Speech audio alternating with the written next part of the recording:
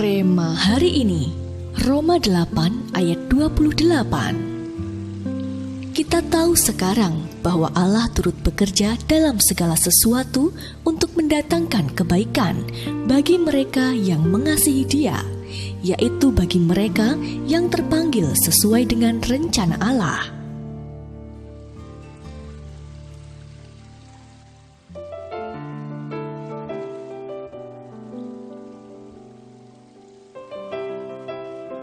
Liburan itu seharusnya menyenangkan. Corin hendak mengunjungi perkebunan zaitun sahabatnya di Italia. Namun, saat tiba di sana, kegembiraan telah meninggalkan hatinya. Bukannya berkeliling menikmati pemandangan, ia malah berkeluh kesah. Aku tidak mengerti, bukankah Tuhan menjanjikan kebaikan bagi anak-anaknya? Tapi kenapa setahun ini hidupku penuh dengan derita? Pertama, aku dimutasi ke cabang yang lebih kecil, dan jabatanku diturunkan. Lalu, ayahku tiba-tiba meninggal. Tunanganku direbut temanku sendiri. Dan aku harus menanggung hutang keluarga yang entah kapan bisa terlunasi. Meski aku sudah berusaha mempertahankan imanku, rasanya tidak ada hal baik yang terjadi. Mendengarkan semua itu, sahabat Corin berkata, "Wah, kau datang ke tempat yang tepat. Ayo, aku perlihatkan sesuatu kepadamu." Kemudian mereka pergi ke pabrik minyak zaitun. Di sana, Corin diperlihatkan proses produksinya. Pertama, buah-buah zaitun dibersihkan dan digiling dengan roda-roda batu granit yang besar.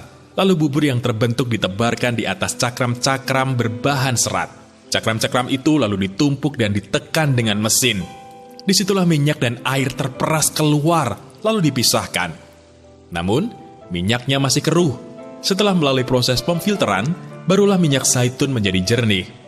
Tatkala mengambil minyak yang telah jernih dalam botol, sahabat Corin berkata, "Kau lihat, minyak zaitun itu penuh dengan kebaikan." Tetapi sebelumnya, buah zaitun harus melalui berbagai proses yang tidak mudah. Seperti itu jugalah Tuhan memproses hidup kita. Saat kita harus mengalami berbagai hal tidak mengenakkan, bukan berarti Tuhan menutup matanya. Justru Tuhan tengah mengawasi setiap hal yang terjadi atas kita. Dia ingin memastikan setiap proses yang kita lalui berlangsung sesuai dengan rencananya, yaitu memurnikan kita. Di tahun Roh Kudus ini, Tuhan ingin memastikan setiap langkah kita selaras dengannya. Sebab, kekudusan Roh Kudus tidak memungkinkannya berjalan bersisian dengan dosa dan motivasi-motivasi yang tidak murni dalam diri kita.